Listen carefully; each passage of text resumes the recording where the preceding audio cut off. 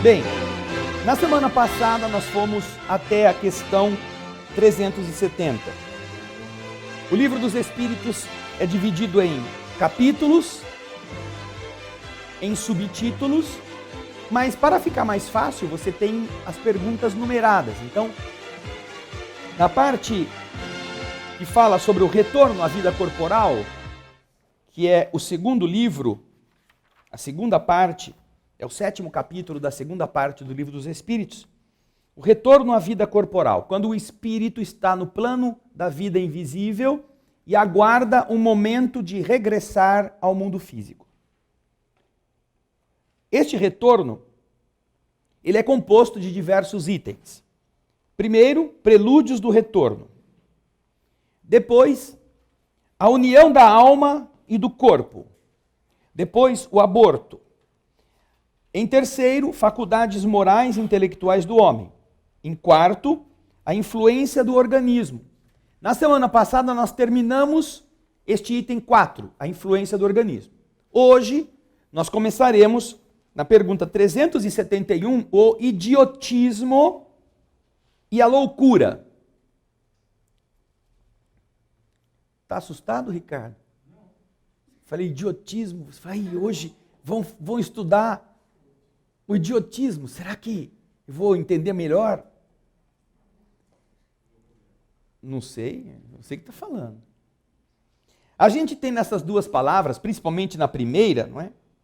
Uma expressão chula ou agressiva com a qual nós costumamos tratar pessoas que não raciocinam direito, ou que fazem coisas ruins, que não pensam, que ficam dando fora. Mas, na verdade, é um termo que tem uma acepção própria. Se você vai ao dicionário, você vai encontrar que é uma situação alterada no intelecto, que é caracterizada por uma ausência de linguagem e um nível mental inferior ao da idade normal de 3 anos. E algumas vezes vem acompanhada de uma má formação física. Então, a idiotia e o chamado idiota, na condição de enfermo, representam estados mórbidos, problemas orgânicos, que atuam, que atacam, que atingem o cérebro e, em alguns casos, o próprio corpo também, acompanhando esta alteração.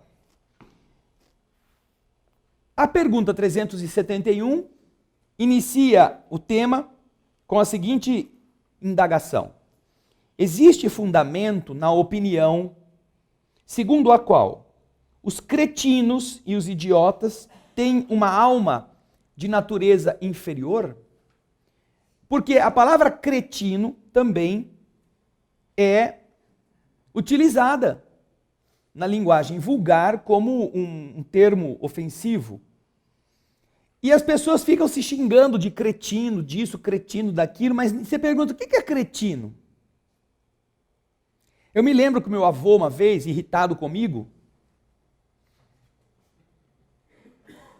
ele se dirigiu a mim e eu não me lembro se ele me chamou de neófito.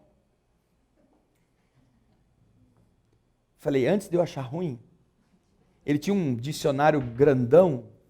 Eu fui lá, abri o lugar onde ele guardava o dicionário e fui ver o que era. Eu ou era neófito ou era beócio. Eu acho que era beócio. Eu estou dando trabalho para a Ana Paula está correndo lá no dicionário. E, na verdade, era uma forma educada de me chamar de ingênuo. Eu tinha feito alguma coisa, eu tinha falado alguma coisa que eu era criança, né? E meu avô não quis me chamar de cretino, nem de idiota, né? Me chamou de beócio. Falei, nunca tinha ouvido isso. Não sabia nem se era xingamento. Aí corri lá no dicionário e, graças ao meu avô, eu aprendi o que significa. Não é? Na verdade, é uma região da província da Grécia Antiga, uma província da Grécia Antiga. E quer dizer curto de inteligência, simplório, ingênuo. Então, essas são palavras que normalmente se transformaram em agressão. Cretino é um estado mórbido, que é produzido pela ausência da glândula tireoide, ou pela insuficiência muito acentuada do funcionamento dessa mesma glândula.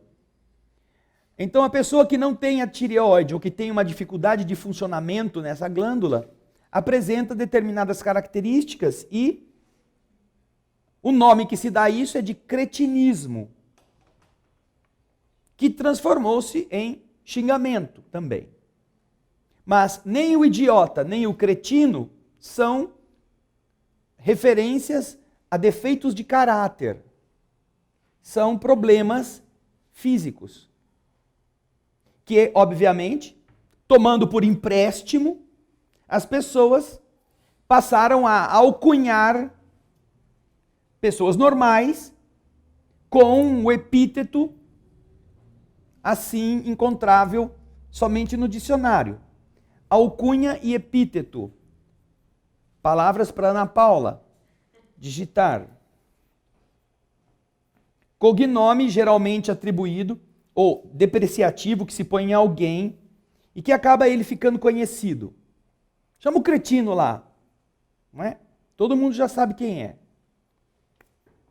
E epíteto é uma palavra que qualifica a pessoa ou a coisa, algum apelido, um cognome, vamos dizer assim. Tem fundamento a opinião segundo a qual o cretino ou o idiota tem uma alma inferior? Alguém acha que tem fundamento isso? Levanta a mão. Se essa pergunta fosse feita talvez há 80 ou 90 anos atrás, seria difícil não encontrar quem não levantasse a mão. Porque é da tradição histórica, e nós vamos encontrar isso nos povos antigos, já muito preocupados com essas questões, o fato de que quando em uma família alguém nascia com alguma doença, isto denegria os membros daquela família. Na Roma antiga, próximo ao mercado, onde aportavam os navios, as galeras que vinham de Óstia, trazendo os produtos para serem vendidos, havia um templo dedicado a uma deusa pagã, e esse templo era um templo pequeno, geralmente circular, que tinha o telhado sustentado por uma grande quantidade de colunas. Encontramos templos ainda hoje com esse formato, dedicados a Vesta, por exemplo. Ali, nesse lugar, uma dessas colunas era conhecida como coluna lactária. Porque era da tradição romana que naquela coluna as famílias abastadas, os patrícios, as matronas, enviassem filhos com defeitos, com doenças ou não desejados, obviamente pelas mãos dos seus comensais, ou dos seus prepostos, ou dos seus funcionários, que na calada da noite, na fria madrugada, depositavam essas crianças, como que as abandonando, por serem indesejadas. Eram fruto de um relacionamento espúrio. Então a mulher dava um jeito de conseguir disfarçar a gravidez em viagens ou coisas do tipo, ou, se não tinha outro jeito, assim que nascia, entregava para a ama e mandava pôr lá na coluna lactária. E por que não matavam? Alguns até matavam. Mas por que não matavam? Porque havia um grande problema. Com isto se resolvia o outro problema. A tradição romana conferia, pela forma da organização teológica ou teocrática, conferia ao homem a responsabilidade de manter o culto aos seus antepassados. Este culto era realizado, como eu já contei aqui há não muito tempo, por todas as famílias para homenagear aqueles que já tinham feito parte da sua história.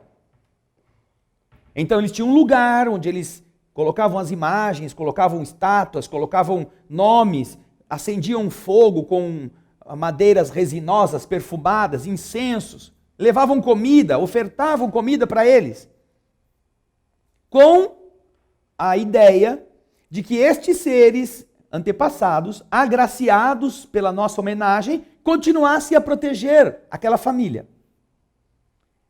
Então, para que isso fosse assim, era necessário ter um filho homem.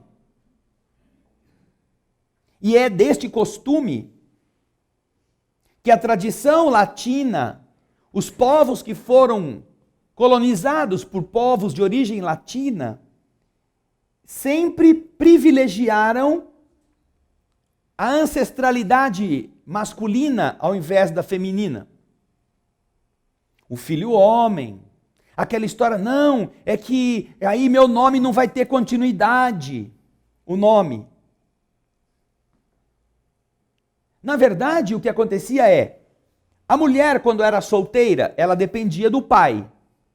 Então ela cultuava os deuses da família do pai dela. Mas aí chegava a hora de ela constituir família, ela saía da casa do pai e ia para a casa do marido. O marido era um homem que tinha os seus deuses ancestrais e ela passava a cultuar os deuses do seu marido. Ou seja, a mulher não tinha deuses ancestrais para que ela cultivasse numa tradição de ligação divina. Era sempre a linhagem masculina que fazia isso. Então, o que acontecia? Nestas questões, os homens precisavam de herdeiros, precisavam de sucessores. E se porventura, casados, sua esposa, por algum problema, não conseguia conferir um filho varão, ou não conseguia engravidar, para que ele pudesse continuar a ter a tradição de ele homenagear os seus ancestrais. E quando ele se tornar ancestral, alguém homenagear a ele, porque ele teria fome, ele também queria ter um leitinho de vez em quando, ele também precisaria ter o incenso odorificando a sua alma, ele precisava deixar alguém para fazer isto. Não é só uma questão de homenagear os que já morreram, é preparar também para ele a continuidade deste culto. Se porventura ele morresse e não tivesse nenhum filho homem, o que aconteceria? As suas filhas se casariam e iriam cultuar os deuses dos maridos dela. E quem é que ia cuidar dele, dos antepassados dele? Ninguém. Então, nesta época, por estes motivos, criou-se, ainda que de maneira informal a princípio, o Instituto da Adoção.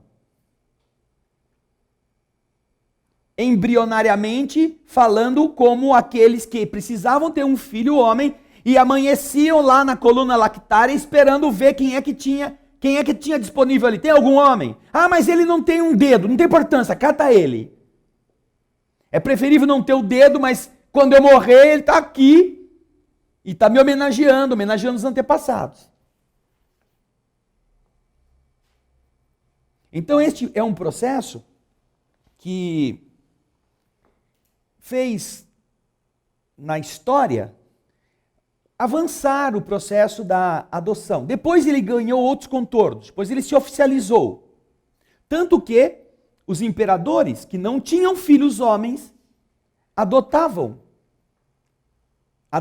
com o seu nome, como se fossem filhos dele, aqueles que eles queriam que o sucedessem. É o caso de Tibério em relação a Augusto. Augusto tem filhos, mas os filhos dele não vingam. A filha que vinga é uma despirocada, é uma moça totalmente desajustada. Tão desajustada que Augusto tem que exilar a própria filha por devassidão. Exilar até a morte na ilha Pandactária. Esta filha, ele estava tão desesperado que queria um herdeiro, ele faz casar com seu braço direito, que era o general que mantinha o império coeso.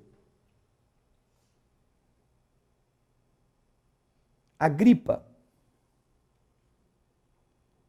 O general não aguenta a moça.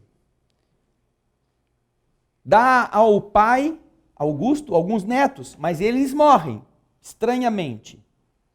Porque Augusto era casado com uma mulher. Sabe, mulher? Assim. Que gosta de tudo, mas sobretudo do poder.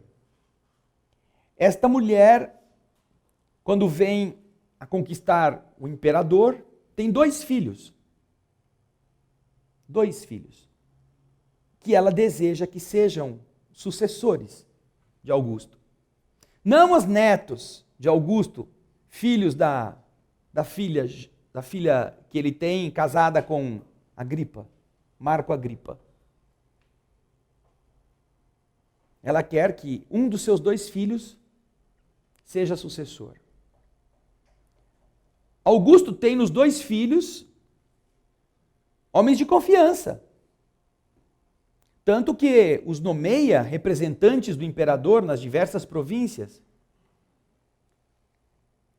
E em uma das expedições que estes rapazes vão fazer na região hoje conhecida como Balcãs, Iugoslávia,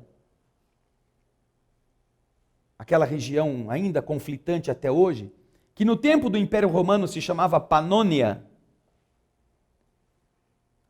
O irmão mais novo de Tibério acaba morrendo. Filho de Lívia, a esposa de Augusto, provavelmente mais viril, mais jovem, mais forte, talvez mais adequado para suceder o imperador, ele morre em batalha.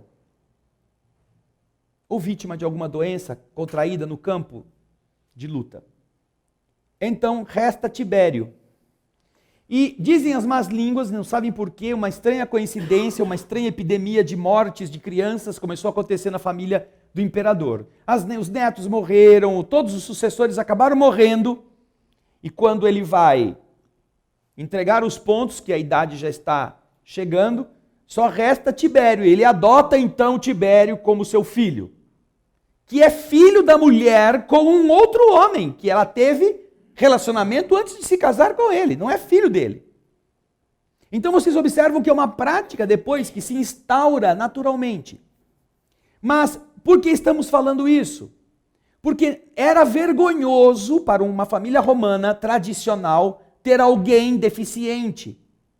Porque intuindo as leis de causa e efeito, mas intuindo-as de uma maneira equivocada, em função do despreparo intelectual do seu tempo, os homens ligavam a doença a um defeito de caráter espiritual. Causa e efeito. Então, como Deus não estava contente com aquela alma, porque aquela alma não deveria ser boa coisa, fez ela nascer num corpo com deficiência, com uma doença, alguma coisa assim. Era uma maldição. A mesma coisa acontece com o senador Públio Lentulus, relatado no romance Há 2000 anos e também no Amor Jamais Te Esquece, do Espírito Lúcius. Públio Lentulus tem 2 filhos, mas a mais velha, a primeira, Flávia, obrigado. Flávia está com lepra. A sua pele está arroxeando.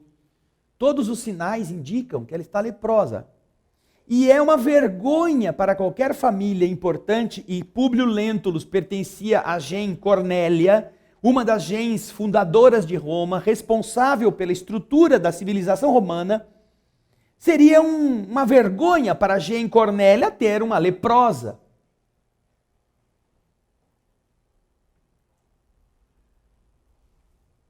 É algo até pior de você falar para o seu amigo que na sua família tem um político. Pior ainda do que isso, sabe? Era muito mais grave. Então o que acontece? Com a desculpa de procurar novos ares para tratamento de saúde de Flávia, ele recebe uma incumbência de Tibério para ir para a Palestina, para levar a sua família com ele. Saindo da capital imperial, o senador importante não teria testemunhas do que fosse acontecer com a menina. Imagina sair, deixar toda a importância do governo, os problemas de Estado, e se meter lá no fim do mundo, a Palestina naquele tempo. Exatamente para sair da visão que era uma visão preconceituosa do seu tempo e que dizia: se você foi pai de uma criança leprosa, é porque você tem algum problema e a criança também, e Deus amaldiçoou vocês. Então, desfaziam-se de crianças, matando-as, doando-as ou escondendo-as. Era muito comum.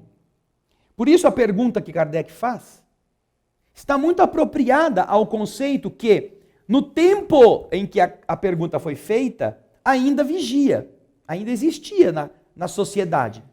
E se você prestar atenção, até hoje existem lugares onde se tem essa forma de pensar.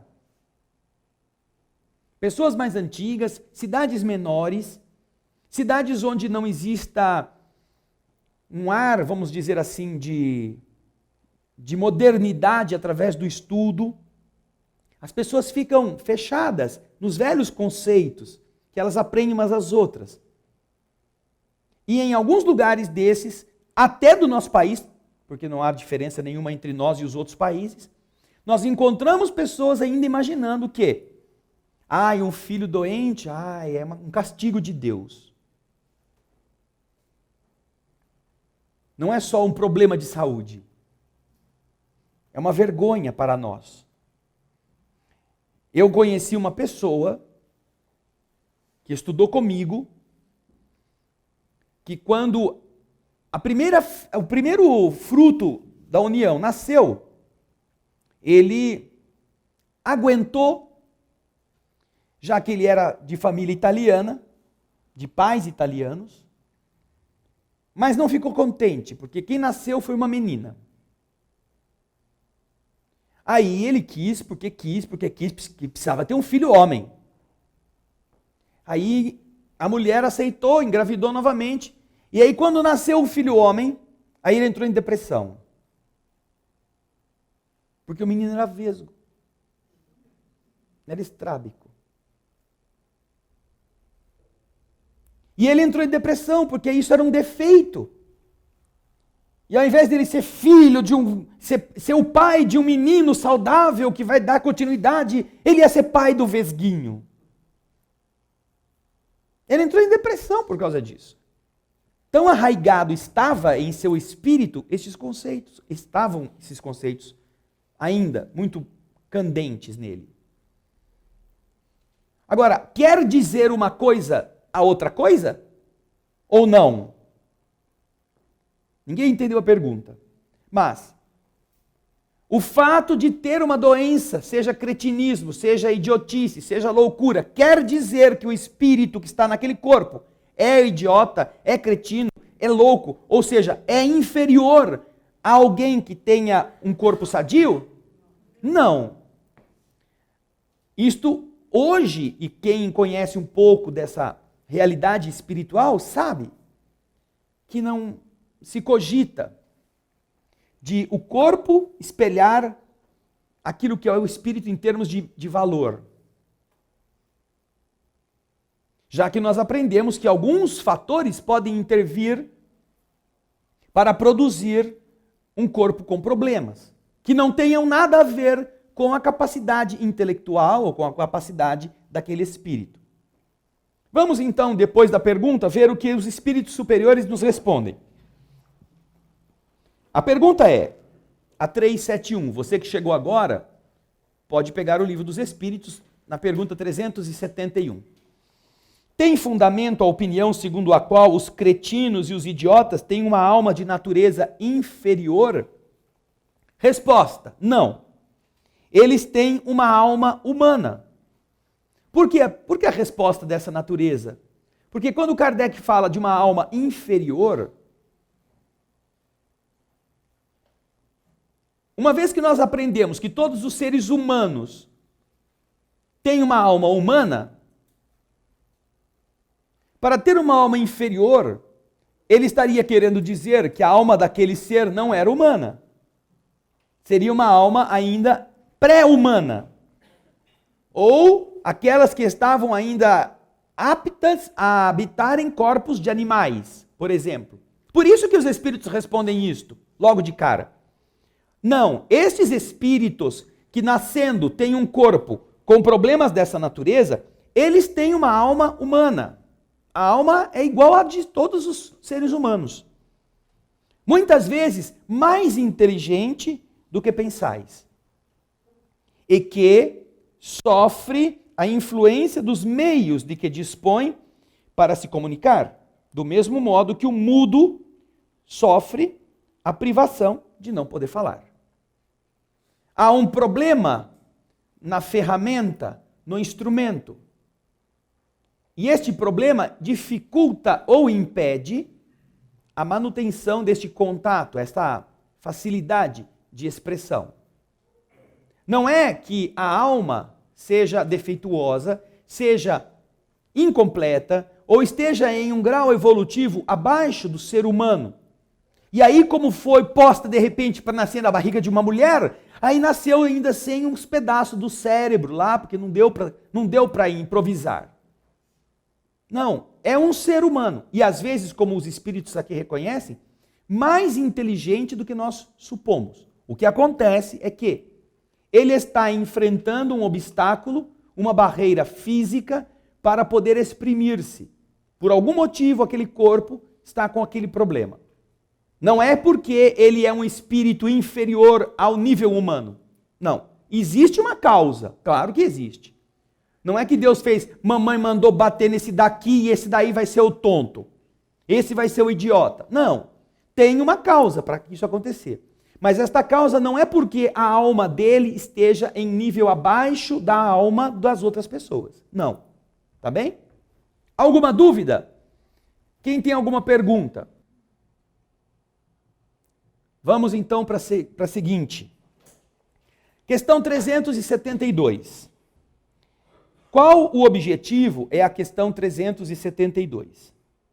Com que objetivo a providência atua, criando seres infelizes como os cretinos e os idiotas?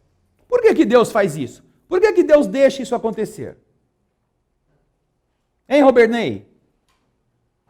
Vamos lá, deixa eu pegar aí.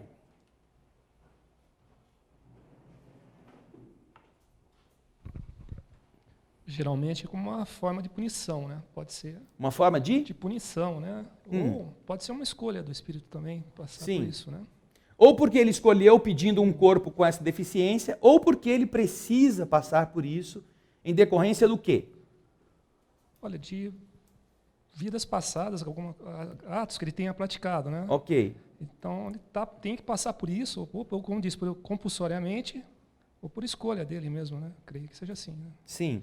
Geralmente há um comprometimento na área em que a deficiência está se manifestando. Então, a pessoa que numa vida passada teve um comprometimento intelectual vai produzir no futuro um corpo com deficiências nessa mesma área. E assim nós vamos encontrando este tipo de consequência, não é, acontecendo para aqueles que precisam enfrentá-la. Não é que Deus olhou lá, Alexandre deu trabalho, Alexandre na terra foi daqueles difíceis. Na próxima vida vou fazer o Alexandre vir, sei lá, sem uma perna. Porque ele jogava bola, dava muita pernada nos outros. Ele gostou do Mané Garrincha da semana passada, vocês lembram, né? Ele gostava de futebol e tudo, então ele humilhou, deu muito drible da vaca e muita gente, né? Deixou gente sem moral no campo. Eu quero ver ele jogar futebol na próxima vida que nem Saci Pererê.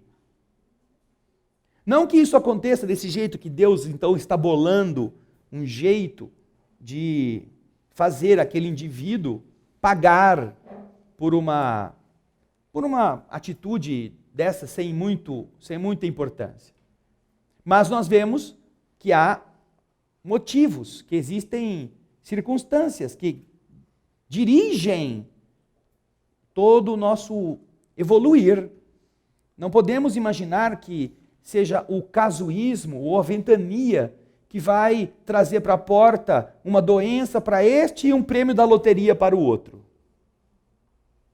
Tudo vai estar demarcado pelos compromissos que cada pessoa precisa enfrentar. E isso não quer dizer que a doença é punição e a loteria é um prêmio. Geralmente é o contrário.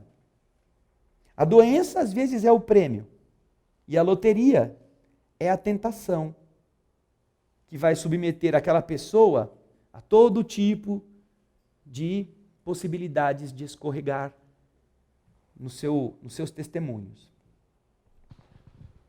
Essa circunstância de reencarnação, ela poderia se dar preventiva? Eu tenho determinadas tendências e quero evitá-las ao futuro? Sim. Sem que tenha eu realmente as consequências de ter que pagar como pena no passado? Sim, veja só. Você está passando por uma situação no plano espiritual em que você vai poder renascer. Você que eu digo, não você. A pessoa, a alma. E então, para esse renascimento, com exceção daqueles casos dos chamados renascimentos compulsórios, em que a reencarnação é imposta porque o ser não tem condições de escolher adequadamente, todos os outros níveis evolutivos dentre dos reencarnantes são convocados a participar do processo reencarnatório, compreendendo, conhecendo os motivos, estudando o seu passado para ver o que é que ele precisa enfrentar. E em alguns casos, na medida em que há lucidez nessa questão, eles mesmos começam a projetar o futuro corpo que vão ter. Quem nos relata bastante claramente isso é o espírito André Luiz no livro Missionários da Luz. Antes da reencarnação do Segismundo, eles vão a um local onde é um pavilhão, é um grande instituto reencarnatório no plano espiritual. E ali os espíritos estão projetando, com a ajuda dos técnicos, no processo da engenharia cromossômica, os futuros corpos, os mapas energéticos que vão modelar o futuro corpo daquele ser. E então André Luiz está acompanhando o instrutor Alexandre, e Alexandre está conversando com um desses técnicos que está explicando. Ali me parece que existe um corpo humano em cima de um pedestal, que é todo transparente, como se fosse de cristal, mas os órgãos estão aparecendo interiormente. André Luiz não sabe explicar como. E quando o instrutor começa a explicar, o órgão ou o sistema correspondente fica iluminado para você ver qual que é o órgão ou o sistema que ele está se referindo. Ele fica encantado com isto. Me parece que é um masculino e um feminino. E aí, enquanto eles estão ali, daqui a pouco chega uma moça que vai reencarnar. E ela traz um mapa, um plano, um projeto reencarnatório para o instrutor que está comentando as peculiaridades ver. Aí ele fala: eu fiquei muito contente que você tenha solicitado este problema para que o seu corpo, na próxima encarnação, apresente uma disfunção hormonal simples que preserve você dos riscos da beleza que já fizeram você sofrer muito pelos excessos que você cometeu. Ou seja, quando ela estudou suas fragilidades nas vidas anteriores, ela percebeu que por causa de ser uma moça bonita, ela havia feito coisas que não eram boas para ela depois. Porque havia enganado, havia iludido, havia brincado com sentimentos alheios. Só que quem faz isso tem que pagar o preço. Quando a morte chega do lado de lá, você vai ser apenado por você mesmo. Então, agora que ela ia voltar, o que ela havia pedido? Olha, eu quero me livrar desse problema, que é um problema de caráter do espírito. Não é um problema do corpo. Mas se o corpo facilitar, o espírito, facilmente vai voltar a ser daquele mesmo jeito. Então ela pediu que na formação biológica, o corpo que ela iria usar tivesse uma disfunção hormonal que mantivesse o corpo com a tendência de engordar. Ela seria uma gordinha. E por mais que ela fizesse regime, provavelmente ela ia tentar, né? Ela teria sempre que enfrentar este problema, para que ela lutasse a fim de que não caísse, não resvalasse na mesma fragilidade. Então existem os que pedem pobreza, os que pedem doença, os que pedem dificuldades sociais, limitações, a benefício deles mesmos. Agora, quando o indivíduo não é capaz de ter essa noção, o mundo espiritual diz para ele: vai ter que ser assim. Você precisa passar por esta experiência desta forma. Porque se você deixar o cara escolher, ele vai querer ser poderoso, rico, bonito e irresponsável como ele já foi. E vai voltar a fazer a mesma burrada. Entendeu? Então, quando a lucidez já está permitindo ao espírito, ele participa deste processo. Inclusive, há aqueles que dominam o processo. Já de tão evoluídos que são, eles mesmos organizam a própria reencarnação e eles assumem todo o processo até o momento do nascimento. Quando mais avançado é o espírito, mais ele pode compartilhar dessas coisas. Como também ele pode auxiliar o processo da desencarnação. Esse ninguém quer muito ajudar, né? Olha, ele falou de pifar, ninguém está muito afim de querer ser cooperador. Mas se você vai no livro Obreiros da Vida Eterna, onde ele conta 5 casos de desencarnação, o espírito André Luiz fala do caso da Adelina, se não me engano. É uma senhora trabalhadora da casa espírita, que existiu mesmo no Rio de Janeiro. Este fato citado no livro Obreiros da Vida Eterna, Ana Paula está procurando para a gente comentar o nome correto, é uma das personagens do livro. Quando ela vai entrar em processo de desencarnação, Dr. Bezerra de Menezes, que está cuidando, porque ela é uma trabalhadora tão devotada, que ela abdicou de tudo. E ela mora na instituição. Ela ajudou a criar a instituição, ela entregou todos os bens, é uma doadora de si, é uma creche, parece que é uma instituição que cuida de crianças. E ela é tão ligada a serva fiel, Ana Paula, por favor, capítulo 19. Ela é tão vinculada àquilo, não como proprietária, mas como ideal, que quando começa a passar mal, as pessoas da instituição começam a pedir a Deus para que ela não morra. Então cria-se um problema entre os próprios espíritas, que estão dificultando o desprendimento dessa alma. Achou aí, Ana Paula? Vê se é essa aí. Adelaide. Adelaide, para ela poder desencarnar sossegadamente, os espíritos daquela instituição fazem uma reunião no plano espiritual durante a noite com os trabalhadores da instituição, para explicar para eles. Escuta, já não bastou ela dar a vida dela inteira, vocês ainda estão querendo o quê? Roer o osso? Impedir que ela possa descansar? Não é assim que eles falam, né? Eles são mais educados, o grosseirão aqui sou eu. Mas é mais ou menos isso que eles querem dizer. Para os espíritos dos amigos. É claro, aquele amor que você não quer que a pessoa vá embora. Mas isso não é amor, isso é posse. E então, quando chega depois, eles acordam, aí parece que dá uma aliviada na pressão, aquela coisa toda. Dr. Bezerra convida Adelaide a que ela comece o processo do desligamento do seu próprio corpo.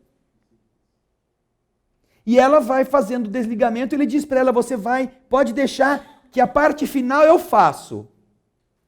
Mas até quase o fim, é ela mesma quem se desliga.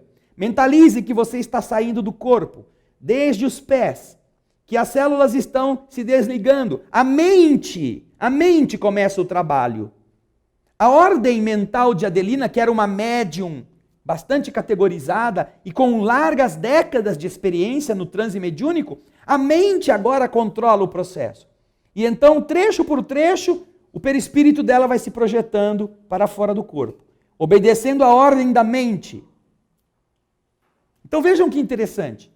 Tanto quando você vai escolher o corpo para nascer, quanto você é chamado a participar, porque já tem merecimento e conhecimento, você pode também preparar a desencarnação. Não é suicídio. Né? Não é assim, eu vou tomar um veneno, porque com isso eu vou ajudar a desencarnar. Não. Não é um processo artificioso, mecânico, externo.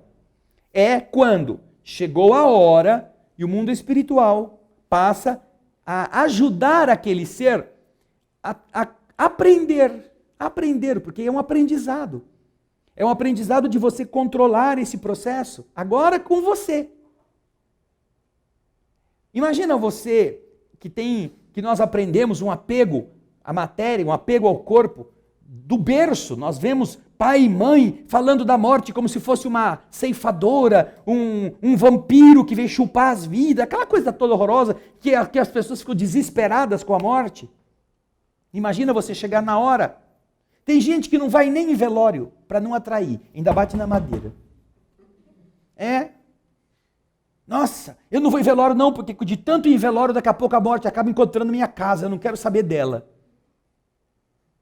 Imagina você ser chamado para, vamos trabalhar na sua própria?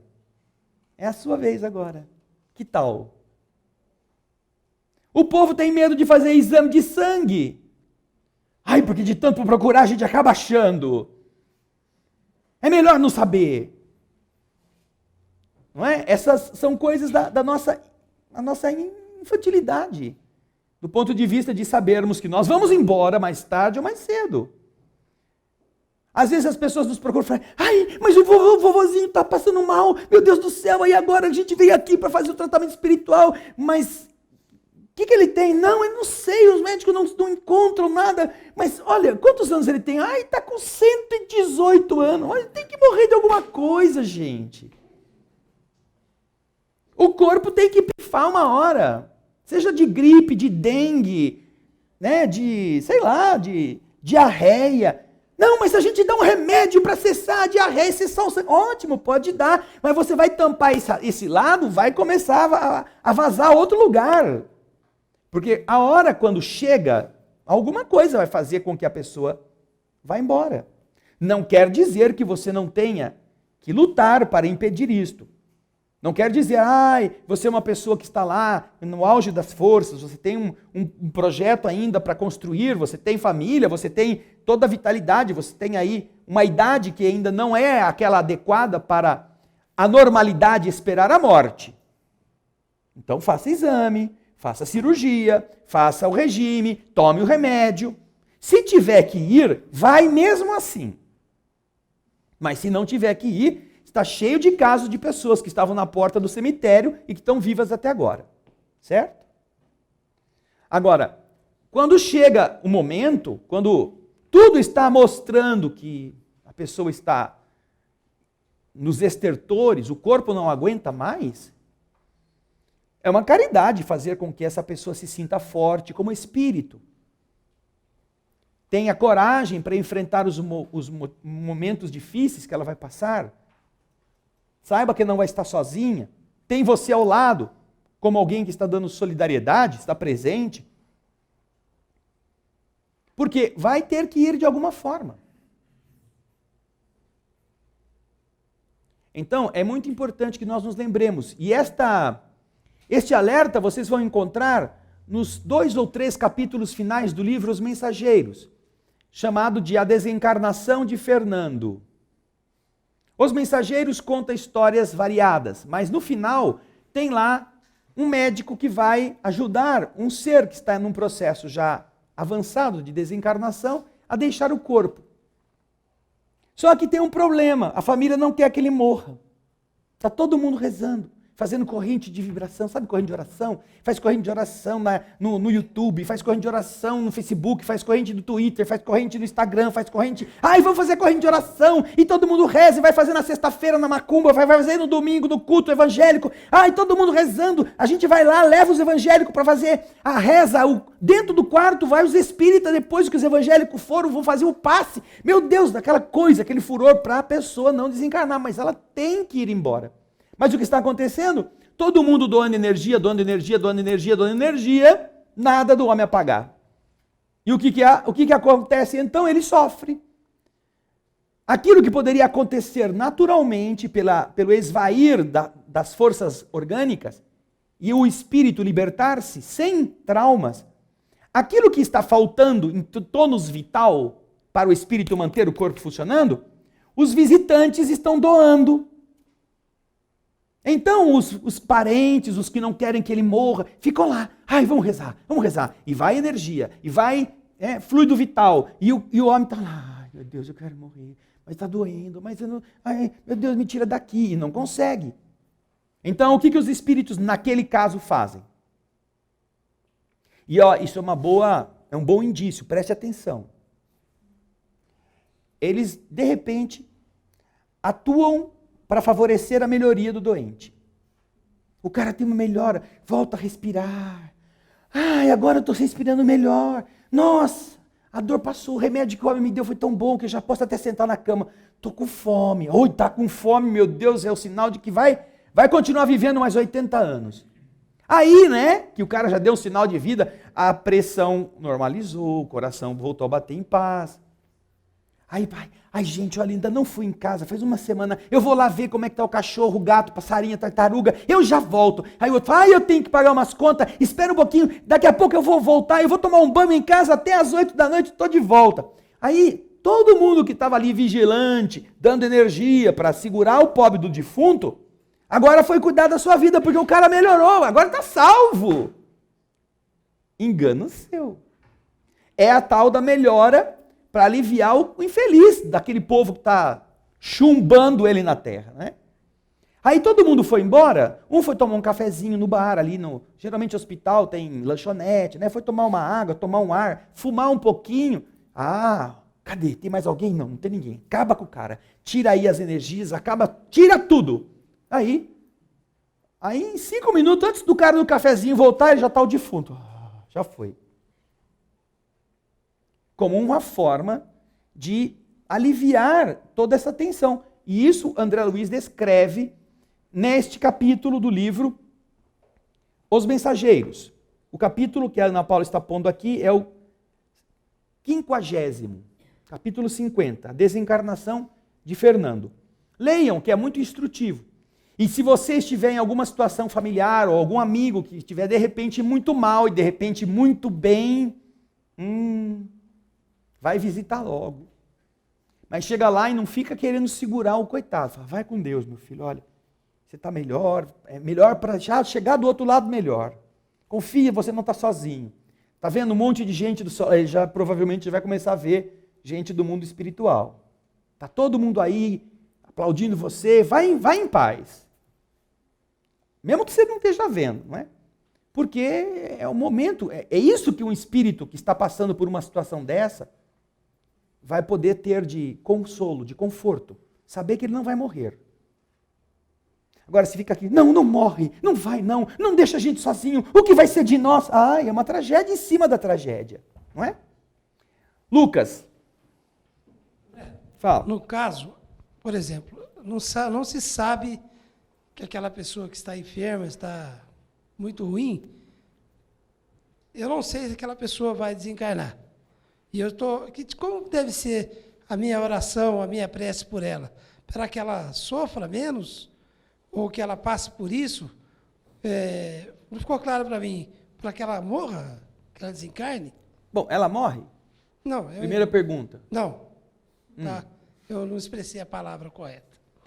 Mas, como que deve ser Você a minha não tem a prece? bola de cristal. Você não é médium. Você não vê a morte na cabeceira ou no pé da cama. Não é isso? Então, como que você vai fazer? Você não pode chegar para a pessoa e falar assim, ai, meu filho, você vai partir dessa para melhor. Não fica aí. Você já desestimula o pobre coitado que está lutando para viver. Aí vai fazer uma prece, alguém pediu para você ir lá rezar. Você não é o que vai dar extrema-unção. Né? Você não vai lá. Na doutrina espírita não existe o sacramento da extrema-unção lá, que você vai encomendar a alma para o outro lado. Então você vai orar pela pessoa, dizendo, Senhor, faça por ela o que ela precisar de melhor. Se é para que ela tenha o corpo melhorado, que ela seja amparada para que isso aconteça. Se é para que ela tenha o espírito fortificado, se preparando para tudo que vier pela frente, que ela possa ser beneficiada também dessa forma. É assim que geralmente você pode abarcar, sem criar nenhum antagonismo nas pessoas que estão participando ou no próprio enfermo, a oração. Pede para fortalecer o corpo, mas para fortalecer mais ainda o espírito. Pronto. Porque se não é para fortalecer o corpo, os espíritos sabem. Mas certamente vai precisar fortalecer o espírito. Então o que ia para o corpo, eles já dão para o espírito. Agora, se era para fortalecer o corpo, eles também já pegam e fortalecem o corpo para aquilo reverter-se, do ponto de vista da gravidade. Eles sabem, e é importante que eles saibam. Nós não devemos nunca tirar as esperanças das pessoas. Mas nós não devemos ser levianos ao ponto de criar esperança se ela já sabe que ela não tem como voltar. Nós não somos ingênuos. Nós às vezes queremos ser. Nós queremos uma outra. Mas uma pessoa que está com o corpo definhando, a olhos vistos, e tomar remédio, e nada melhora, e não vai inchando, e vai inchando, ele sabe que as coisas não estão indo bem. Dependendo do grau de familiaridade que você tenha com este ser, é muito mais útil para ele você chegar e conversar, mesmo que seja em hipótese. Entendeu? Mesmo que seja em hipótese. Do que dizer, não se preocupe. Deus vai te salvar, Deus vai te ajudar, você não vai passar mais por isso. Olha que coisa interessante. Uma vez nós estávamos em Mérida, na Venezuela, na Cordilheira dos Andes. Fomos lá com a pintura mediúnica, com a palestra, fazendo graças ao apoio do Alípio, fazendo uma chamada gira, uma caravana por vários lugares da Venezuela.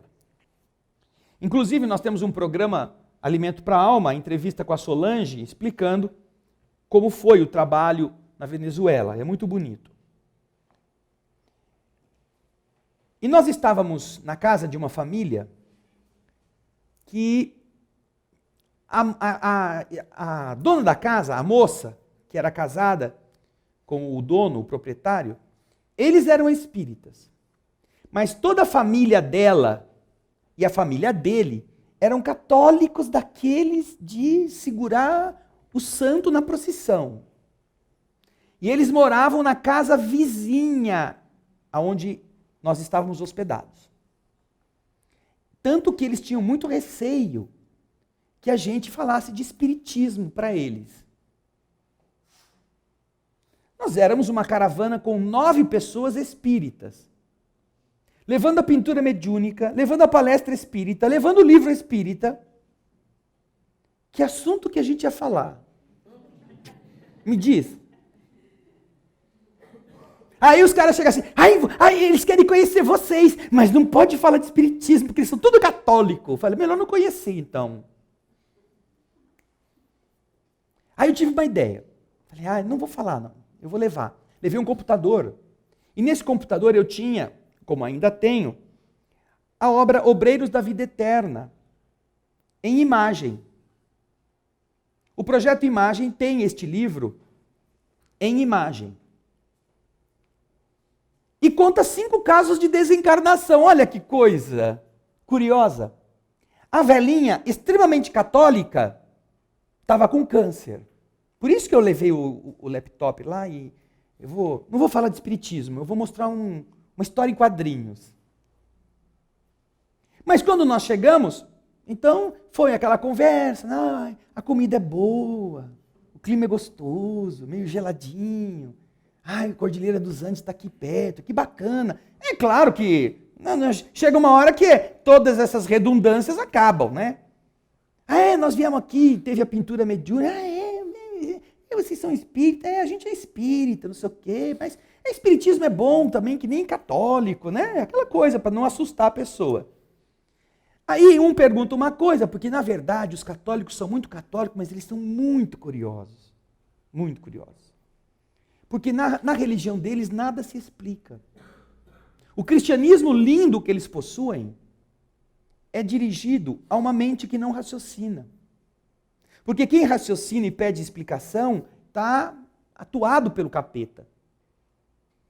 Eles não têm como dizer, porque eles negam que exista a reencarnação, eles acreditam no céu e no inferno, ou seja, é difícil, hoje em dia, fundamentar a argumentação para defender esse negócio.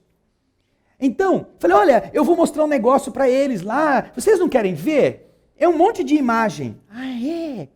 A veinha, a católica, cancerosa, que nunca tinha ido no centro espírita, não gostava nem de falar de espiritismo, quando muito aceitou que o filho dela se casasse com uma moça que no começo era católica e depois virou espírita, ela puxou a cadeira assim e sentou grudadinho comigo aqui para ver bem o computador. E eu comecei a contar a história do Obreiros da Vida Eterna. 5 casos de desencarnação. Como que era a vida do lado de lá, como que os espíritos apoiavam cada pessoa para passar pelo momento da desencarnação. E eu já estava esperando a hora que a velha falasse, eu vou dormir, que eu estou cansada. Gente, foi todo mundo para a cama, porque o negócio é comprido, e a velhinha ficou lá. Ela assistiu todo o livro que eu contei. Fiz uma palestra do Obreiros da Vida Eterna só para ela. Foi o que salvou a velha. Foi o que salvou, eu acho, porque nós saímos dali, não demorou 2 meses e ela desencarnou. Já pensou morrer sem saber de nada? Já pensou passar por tudo, a doença, com todo esse problema, e chegar do lado de lá e não entender o que é a vida espiritual? Por isso que ela estava ali, ó. Seja porque alguém trouxe, algum amigo espiritual a trouxe, seja porque ela mesma, morrendo de medo do que é que ela ia encontrar, também estava querendo saber, ela aprendeu. E aí nós entendemos por que nós fomos naquela casa. Porque havia gente que precisava. E se você diz, então a gente não vai falar de espiritismo, vamos falar de centopeia, a senhora cultiva umas hortênsias tão bonitas, aquela violeta é maravilhosa, dá uma muda para mim, a velha vai dormir e pronto. Dia seguinte a gente pega o carro, vai embora, e aí o que fica? Nada. Se ela se tornou espírita, Deus queira que não, porque não é esse o nosso objetivo. Mas que ela entendeu, porque ela viu, o que acontece do outro lado, como é o processo da desencarnação, como os espíritos, no caso de Dimas, que mostram etapa por etapa, inclusive o velório. Tudo isso ela ouviu e viu.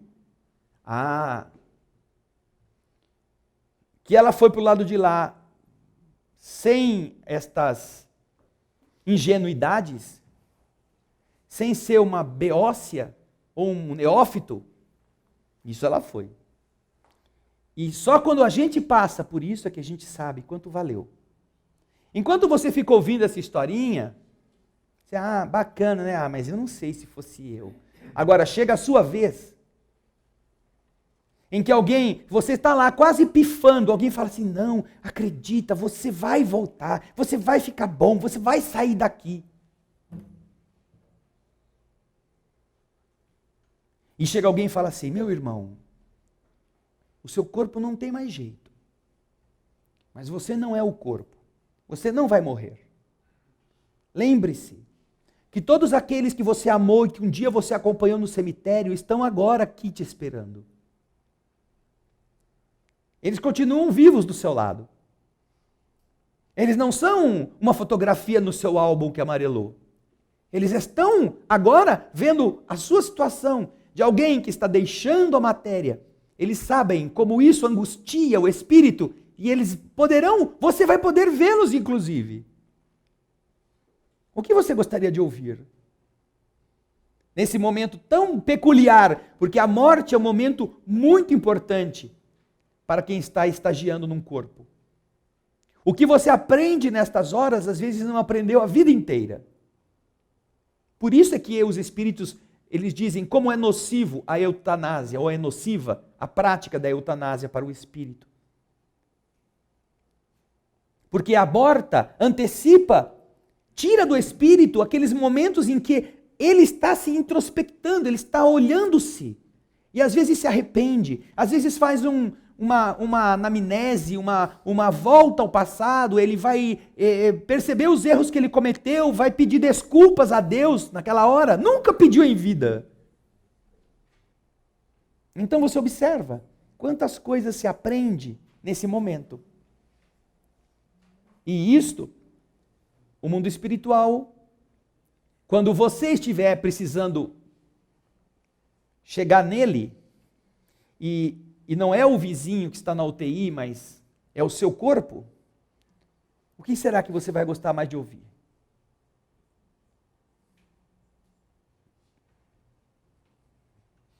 Que você vai voltar para o caldeirão fervente e ficar mais uns meses com um monte de tubo?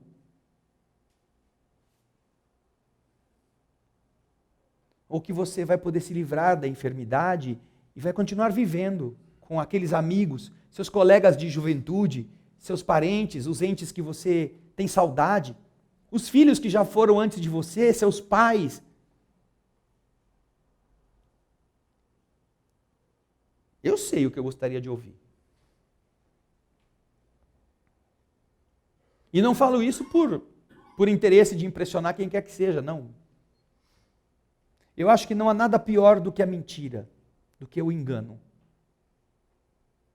Só serve o engano para quem é tão ingênuo que não é capaz de ver a verdade, porque não tem estrutura psicológica para isso. Então, nestes casos, justifica-se que se preserve a pessoa porque ela é tão assim despreparada que seria crueldade. Mas quando você tem, e eu repito, quando você tem afinidade, liberdade e ligação com aquela pessoa que te dê essa autonomia, te dê este campo, não iluda. Com carinho, mesmo que você use da hipótese, olha, a gente vai estar fazendo tudo, os médicos estão fazendo tudo, os remédios vão fazer efeito para que você sare. Mas trabalhe também com a hipótese de alguma coisa não dar certo. Trabalhe com isto. Pense. Lembre-se das boas coisas. Lembre-se da fé em Deus. Pense naqueles que te amam, que estão do seu lado. Não fique agora só pensando nesse mundo tão pesado, tão cheio de problemas. Trabalhe com a hipótese para que aquele ser escute e pense. Perguntas? Júlio? Uma pessoa que está para desencarnar. Sim. E ela tem um filho que está em outra cidade, por exemplo, ela pode já estar no processo de se desencarnar. Sim. E ela aguardar o filho chegar para se despedir dele? Eventualmente ela não pode. Mas quem está tratando do processo de desencarnação, se houver mérito, se houver algo de útil, pode permitir. Pode fornecer energia para que aquilo possa durar mais tempo até que chegue na despedida daquele que está vindo. Agora, existe também no livro, se não me engano, Obreiros da Vida Eterna, uma cena interessante. Esta cena é a seguinte: uma pessoa está desencarnando e a mãe ou a filha mora num outro estado. E lá no outro estado, de madrugada, a filha acorda com a visão nítida daquele espírito no pé da sua cama, junto da sua cabeceira. E ela vê com os olhos, não com a mente, ela vê. E quando ela vê uma fração de segundo, aquela imagem se dissipa e ela então tem a certeza, lá, minha mãe acho que está morrendo. Isso é muito comum, muito mais do que a gente imagina. E é exatamente no caso, porque certamente não ia dar tempo de avisar a pessoa pegar o carro, pegar o ônibus, pegar o avião para chegar, o espírito pôde ir até lá para despedir-se daquele ente querido, preparando-o para que ele não se assuste quando chegar a notícia. Então esta é uma outra coisa que também é muito comum. A pessoa que estava dormindo e que acorda com essa visão, além da visão, ela carrega consigo a nítida impressão, ou a nítida certeza de que aquilo é uma despedida. Que ela não vai ter tempo de ver aquele ente querido com vida. E ela já fica com aquilo, né, esperando. Quando chega o telefonema, chega alguém, olha, fulano de tal, está chamando você, já morreu. Entendeu? Vamos ler a resposta da questão. Espera só um pouquinho. Eu vou ler a resposta, depois você faz a pergunta. A questão 372, na primeira parte. Qual o objetivo da providência criando seres infelizes, como os cretinos e os idiotas? Resposta. São os espíritos em punição, habitando corpos de idiotas. Estes espíritos sofrem pelo constrangimento que experimentam e pela impossibilidade em que se encontram de se manifestarem por meio de órgãos não desenvolvidos ou desarranjados. Certo? Então, é aquilo que o Roberley comentou. Há um problema naquele ser que precisa ser expungido, purificado ou depurado por meio de uma deficiência dessa natureza. Então, este corpo possibilitará que este espírito tenha esse tipo de teste. Na semana que vem nós vamos para a pergunta 372b. A espiritualidade atende tudo e a todos? Em todas as circunstâncias? Vamos dizer que existe, como existe no mundo físico, todo um processo de importância que não se dá, como no mundo físico acontece, pelo dinheiro, pela beleza, pelo poder. Se dá pelo mérito. Então o que ocorre é que aqueles que têm mérito, eles estão, por causa do que fazem, por causa do mérito que têm, nas boas obras que fizeram, na dedicação que se entregaram, eles estão como que catalogados pelo universo como seres que têm preferência em relação à massa dos ignorantes ou dos indiferentes. Existe uma passagem na vida de Edivaldo Pereira Franco que é contada, entre outras, pela médium Sueli Caldas Schubert, no livro O Semeador de Estrelas. Essa passagem é muito inspiradora, porque ela diz respeito exatamente a essa questão. Vai uma pessoa procurar Divaldo, pedindo uma coisa. E ela foi encaminhada a Divaldo por uma outra pessoa que conhece Divaldo, mas que a pessoa havia procurado primeiro. Em vez de ele ajudar, como ele podia, ele disse, não, vai lá no Divaldo, vai lá que o Divaldo lá ajuda. Empurrou o abacaxi para o Divaldo. Então a mulher estava falando com o Divaldo, poxa, eu vou ter que falar não para essa mulher, que nós não temos como ficar com os filhos dela. Daí, Divaldo já estava triste.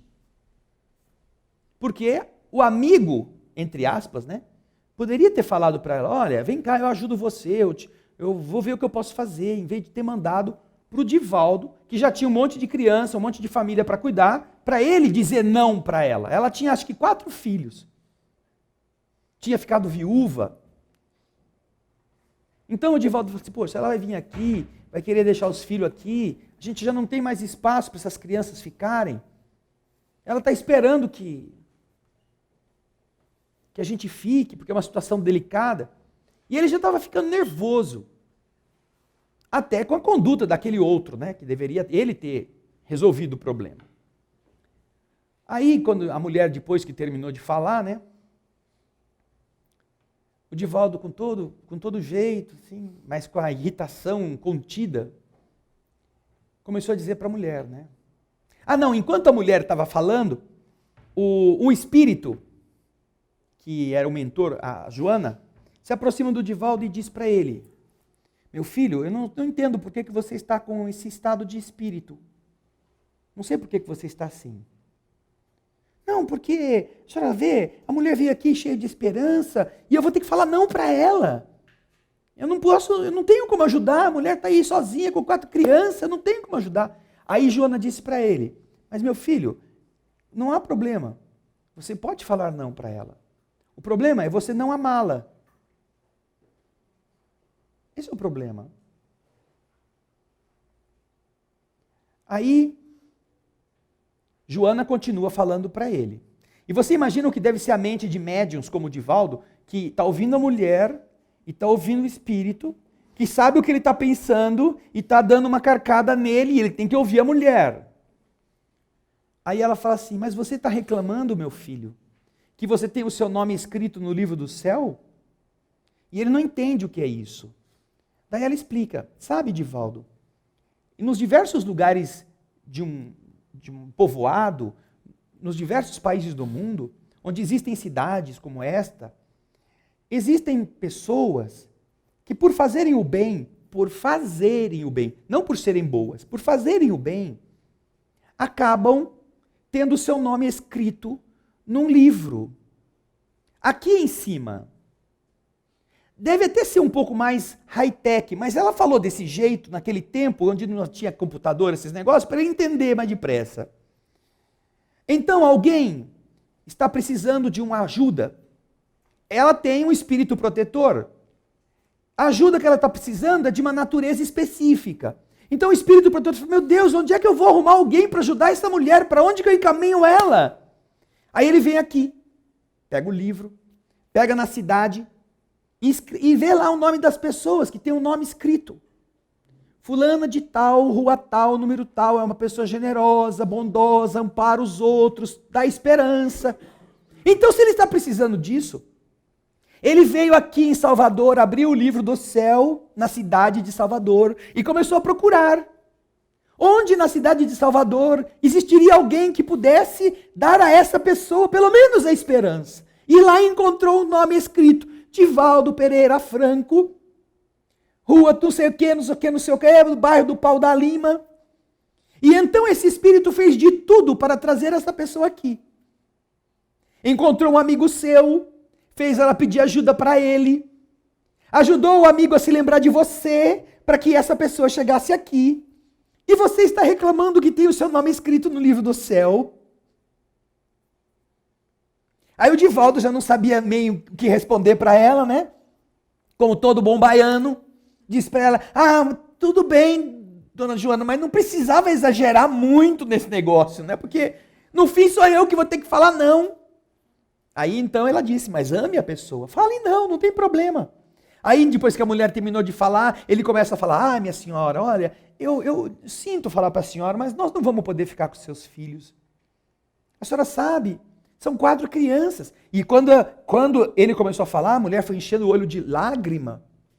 E as lágrimas começaram a escorrer assim. Ele falou assim, tá vendo? Aí não adianta nada. A gente ama, mas o povo chora.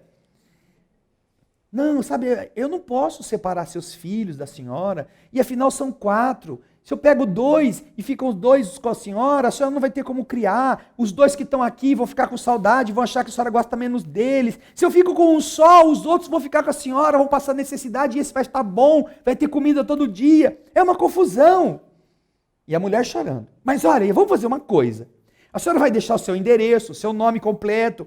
E nós vamos fazer uma visita na sua casa. E nós vamos ver como é que a gente pode ajudar a senhora com essas crianças na sua casa. Com uma cesta básica ou 2, quantas forem necessárias, mas a gente vai tentar ajudar a senhora. Aí ela abriu um sorriso e disse, ai, seu Divaldo, pode parar de chorar, minha senhora, não vou tomar os filhos da senhora. Eu estava morrendo de medo que fosse isso que o senhor quisesse fazer com meus filhos, porque eu não queria dar os meus filhos para ninguém. Eu vim aqui porque eu ia pedir para o senhor me dar uma ajuda para eu criar os meus filhos, que eu quero criar eles. Ela não estava chorando de tristeza. Ela estava chorando de alegria, porque o Divaldo não ia querer ficar com os filhos dela. E por quê? Porque ele tinha um nome escrito no livro do céu. No dizer de Joana. Por isso é que o universo trata as pessoas de acordo com como as pessoas merecem, por aquilo que elas fazem. Em um acidente, como é o caso do capítulo 18 do livro Ação e Reação, de André Luiz, é um acidente aéreo. Morrem 16 pessoas. Todas morrem num acidente aéreo. Mas se a morte é a mesma para todos, todos são diferentes para a morte. Porque cada um, ao morrer, carrega consigo um grau de mérito que permitirá que alguns sejam amparados na hora, outros fiquem adormecidos no mesmo lugar e outros saiam desesperados pelo meio do mato lá e ninguém possa fazer nada, deixa eles lá. Mais para frente eles vão voltar, vão ser ajudados, mas eles não têm condições de ser ajudados agora, porque eles não têm equilíbrio. O acidente não existia assim uma ambulância aérea atrás do avião. Porque assim, a hora que o avião cai, a ambulância já aterriza e já pega os espíritos e leva para o nosso lar. Não.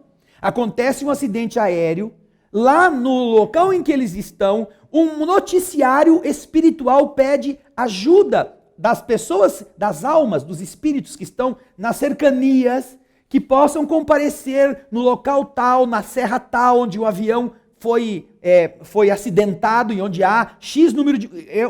E eles interrompem aquilo que está passando na programação nesse local, num posto de saúde, um posto de atendimento no umbral, e de repente vem a notícia, chamando, e então eles lá mesmo arrumam equipes para irem ao local. E quando chegam lá, eles veem as condições e podem recolher 3 ou 4, os outros têm que ficar lá. Ah, mas não é falta de caridade? Não. É a lei de mérito.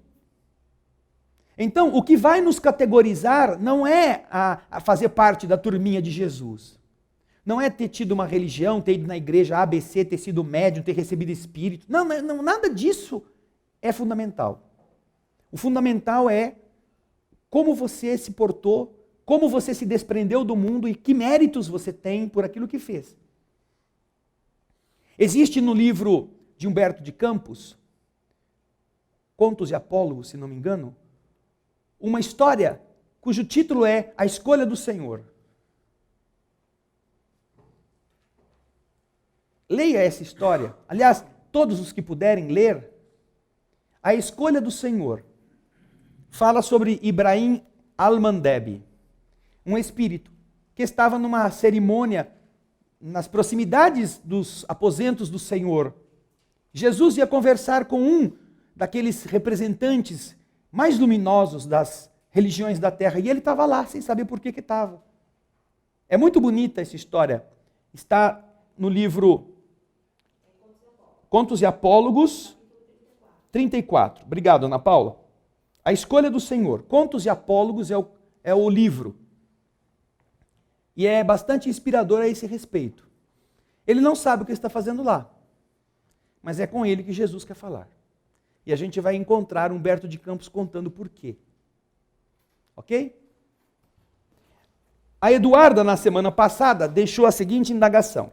Se os conhecimentos espirituais são somatórios, em uma nova existência, um espírito que em uma outra vida foi cantor ilustre, com um estilo de vida onde esqueceu os valores importantes, e na nova existência escolheu nascer em um corpo com cordas vocais que não ajudam a cantar, ele pode sofrer com isso? Certamente vai sofrer com isso. Ele vai ter vontade, ele vai ter desejo, ele vai sentir emoção quando perceber alguém cantando. E é isto que corresponderá, Eduarda, à situação difícil que ele tem que passar para valorizar, numa próxima existência, a sua condição de cantor. Não é cantar por cantar. Aliás, no conceito de André Luiz a respeito da arte, esse conceito é muito belo e é muito esquecido dos próprios artistas. Porque para o mundo espiritual, a arte deve ser a beleza produzindo a bondade.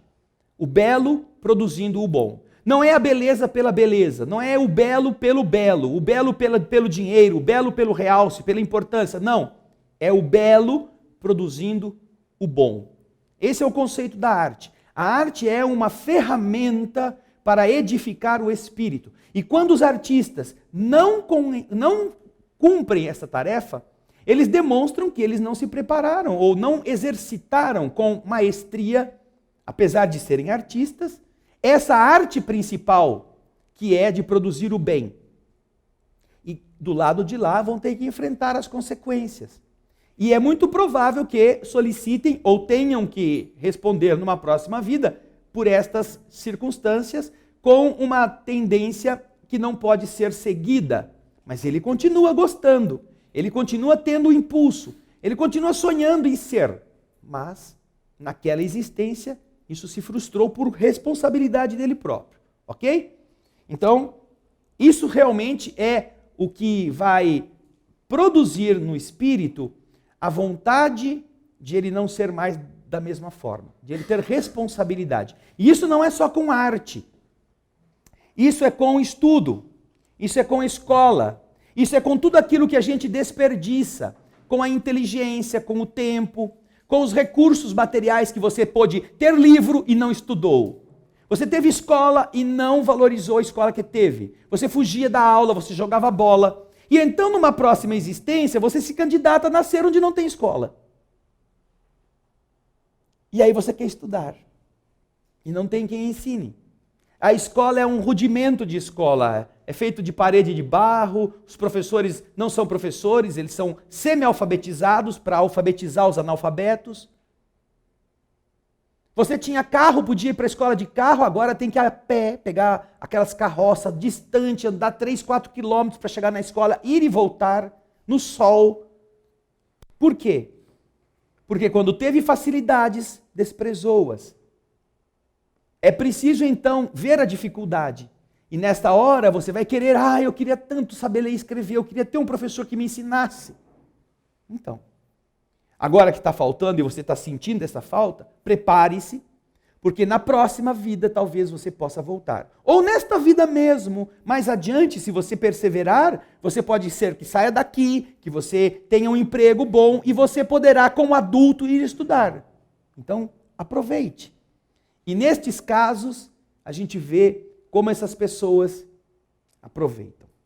Os que queriam estudar e como crianças pobres não tiveram como fazer, quando descobrem ou quando conseguem reunir recursos para isso, não importa qual seja a idade, eles se matriculam e vão melhorar-se.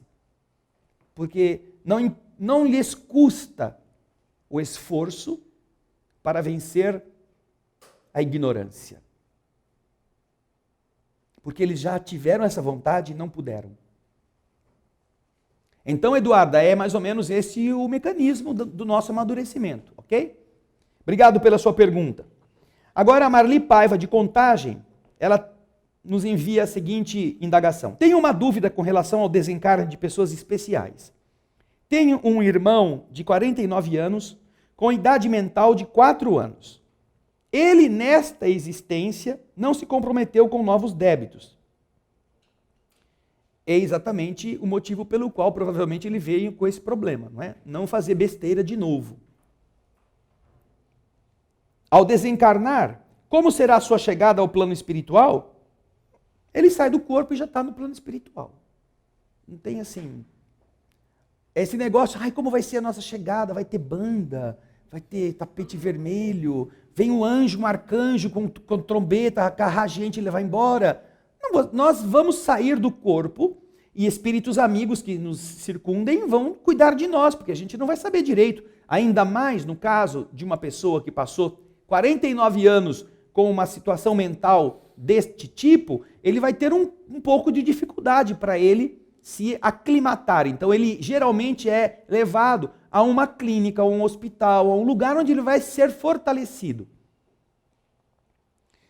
Ele, por algum tempo, terá sua inteligência e consciência comprometidas ou as recuperará logo ao chegar? Depende muito do estado, do tempo de duração da perturbação que acontece com todos nós depois da desencarnação.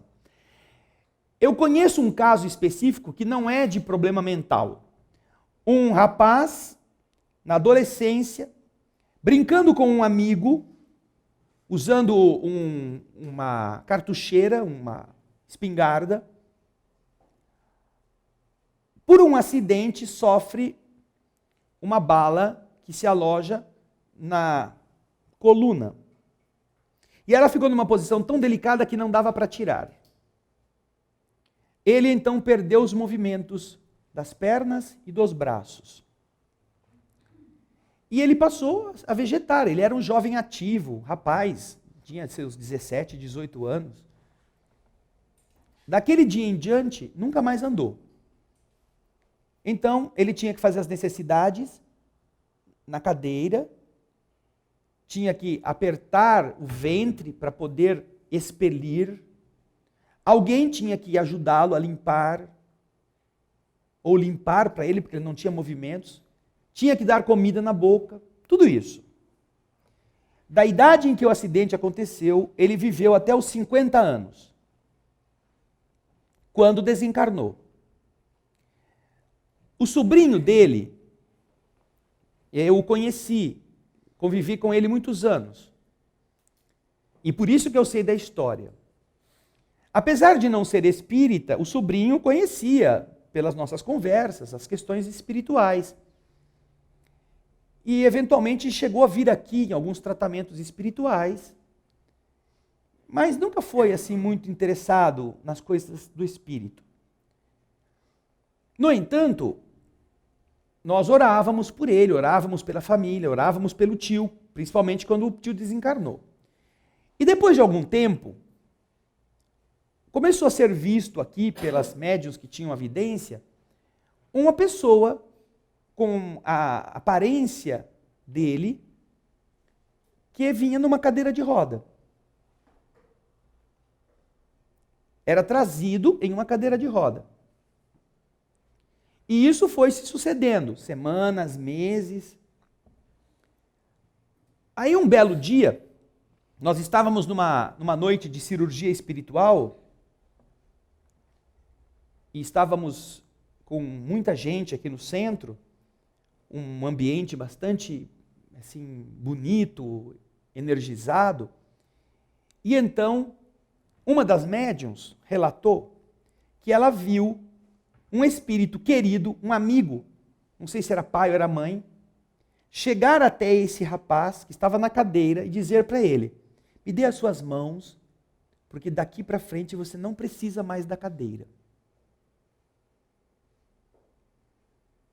E então ele, confiando nas mãos daquele ser querido, ele cria coragem e se levanta da cadeira. Aquela semana era a semana em que fazia 2 anos que ele tinha desencarnado. Por 2 anos ele ficou no plano espiritual, sentado numa cadeira de rodas. Porque durante quase 40 anos da sua vida, ele achava que ele não podia andar. A mente dele cristalizou-se na limitação de movimentos da sua perna. Não é porque ele foi para o mundo espiritual que de repente ele passou a acreditar que agora já estou bom, vou ser fundista, vou correr a maratona. Não, ele não era espírita, não acreditava em nada, nunca teve de um conhecimento mais profundo das leis do universo. Como que nós vamos chegar para ele e esperar, levanta aí meu, que você já é espírito? Os espíritos não fazem isso. Os espíritos são amorosos. Os espíritos identificam nossas limitações e nos ajudam. Então, arrumaram a cadeira, ele se ficou sentado na cadeira porque era o ambiente que ele estava acostumado. Na medida em que ele foi se fortalecendo, que ele foi ouvindo, ele era trazido para ouvir palestra, ele era trazido para conversar com outros espíritos, para entender o mecanismo que era a mente que conduzia, não era mais a cadeira. Até que chegou no dia adequado, quando as energias estavam muito fortes e ele podia sentir-se mais fortalecido, em que alguém querido disse a ele, vem aqui que agora você não precisa mais da cadeira. E ele ficou em pé. E a mente aí assumiu que ele podia andar. Daí, o que vai acontecer com ele como espírito do lado de lá, dependerá de todas essas circunstâncias. Agora, naturalmente, ele vai passar por um período em que ele ainda tem 4 anos. Ele precisará, devagarzinho, ser levado a uma rememoração da sua identidade. Não que isso vai levar décadas, séculos. Não. Ele já está, vamos dizer, expungindo, depurando os equívocos de uma outra existência através da bênção de uma vida como esta, neste período de encarnação. Portanto, obviamente, aquilo que precisou depender deste sofrimento já foi depurado. Agora é mais fácil. Só que ele ainda tem a mente dele bloqueada pela dificuldade de exprimir-se, não mais como um menino de 4 anos, que era como o cérebro dele permitia. Vai depender exatamente desse aclimatar-se ao mundo espiritual, a duração deste período. Ok? Muito obrigado, viu, Marli? Um abraço para você. Bem, nós encerramos aqui o nosso encontro de hoje. Deixamos aqui uma série de livros e série de capítulos que podem elucidar muitas das coisas que nós estamos tratando, esperando que vocês possam pesquisar nestas diversas fontes aquilo que o mundo espiritual, com tanto carinho, preparou para nós. Tá bem? Nós então vamos agora fechar os olhos. Nós te agradecemos, Jesus,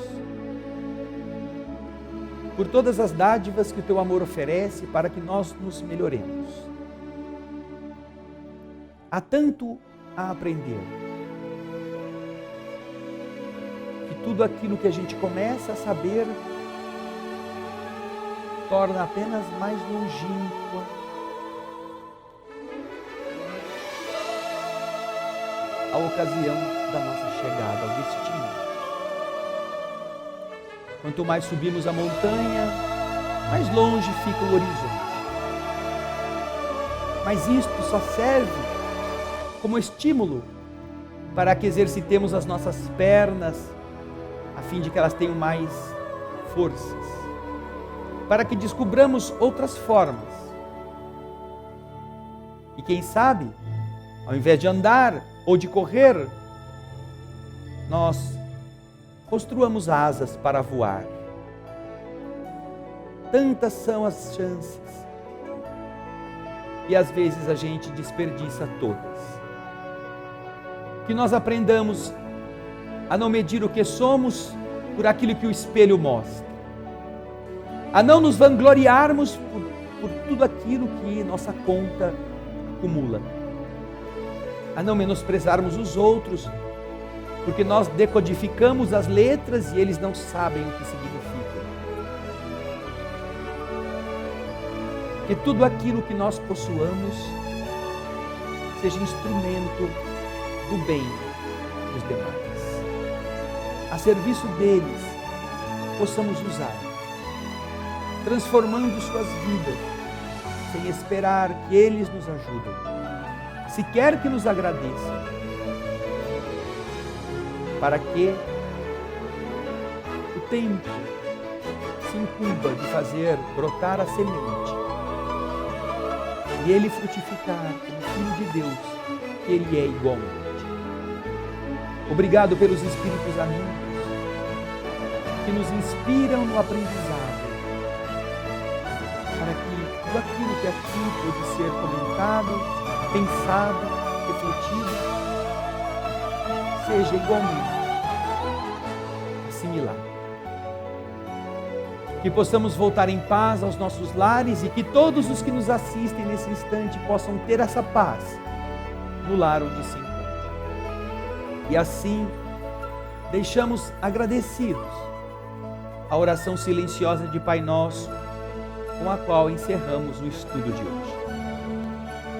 Pai Nosso.